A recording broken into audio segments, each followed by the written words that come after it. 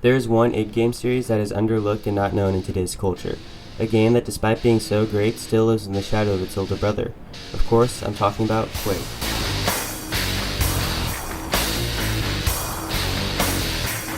Quake is criminally unknown in modern society, being overlooked and compared to its big brother, Doom. I guarantee you, if you were to ask someone under the age of 20 if they wanted to play Quake, they'd say, "The frick is Quake?" And I'm gonna be honest with you, despite the game's reputation as being a great first-person shooter, I didn't even know it existed until about a year ago. But let's see why Quake is regarded as one of the best shooters ever made.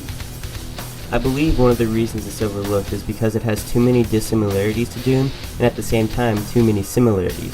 Both have you collect key cards to progress, both have you play an unnamed protagonist, and both have satanic themes and a goal to stop the hordes of hell. Quake is dissimilar to Doom in the fact that it has a gothic Lovecraftian theme. Where Doom is industrial and heavy metal, Quake is gothic and sinister, and its soundtrack reflects that. I myself am not much of a fan. I'd much rather play an 8-game with heavy metal. I mean, hell, I'm using the Quake 2 soundtrack in this video, but Quake's soundtrack cannot be understated. It really puts you in the shoes of the protagonist and the evil that you're facing. Quake is split up into 4 unnamed episodes, which is pretty sad. I mean, would you rather say, "Mother, I am attempting to beat episode 1 of the critically acclaimed game known as Quake," or "Hey Ma, I'm finally playing Thy Flesh Consumed"? Just kidding, I'm never playing that cursed episode.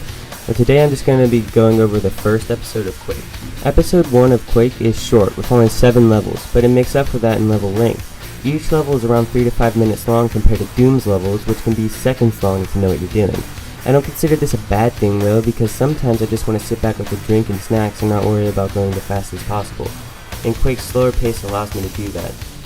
E1M1 is not nearly as iconic as E1M1 in Doom, but it still is a good level. It's a short and sweet, but it has enough variety with the secrets that it's a joy to play. In the first level of the game, you spawn with a shotgun and can obtain the nail gun and double shotgun. The reasoning for this being that John Romero said that mouse look would be too complicated for players to understand easily, so they spawn you with a weapon containing higher spread.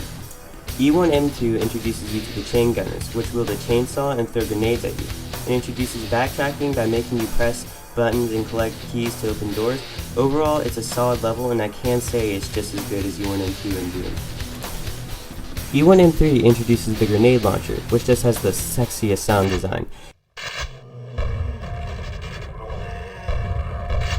The grenade launcher is a great crowd control weapon and is used to kill the new enemies, the zombies.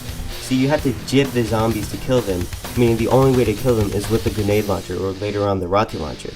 That reminds me, jibbing an enemy is when you kill an enemy and do more damage than required to kill said enemy. So it plays an animation of the enemy exploding. E1M4 is pretty much just a straight path to the end. It has variety with enemy placement, but there's not much to say. It's not hard, it's not easy. It's differentiated from E1M4 and Doom by the fact that it's not boring. E1M5. Whenever I play through the first episode of Quake, it's a 50-50% chance that I'll actually finish due to this level. It's relentless with its spikes and chain gunners. It's not bad and does a good job at being a near final level though. It introduces the rocket launcher, which uses the same ammo as the grenade launcher. The difference is that the rocket launcher shoots in a straight path instead of an arc, but it gives a higher chance of doing damage to you if you're in an enclosed space. This level's pretty good. E1M6 uses key cards and switches in creative ways to make it progress. It's not difficult and its puzzles are easy to figure out. It's overall a more relaxed level in the game, throwing less enemies at you and being more focused on platforming and puzzle solving instead of combat. E1M7, the final level in the game. This level, not unlike Doom, is stupidly easy. All you gotta do is repeat the same switch combination 3 times to defeat the boss. So overall, I give Quake a not as good as Doom out of 10.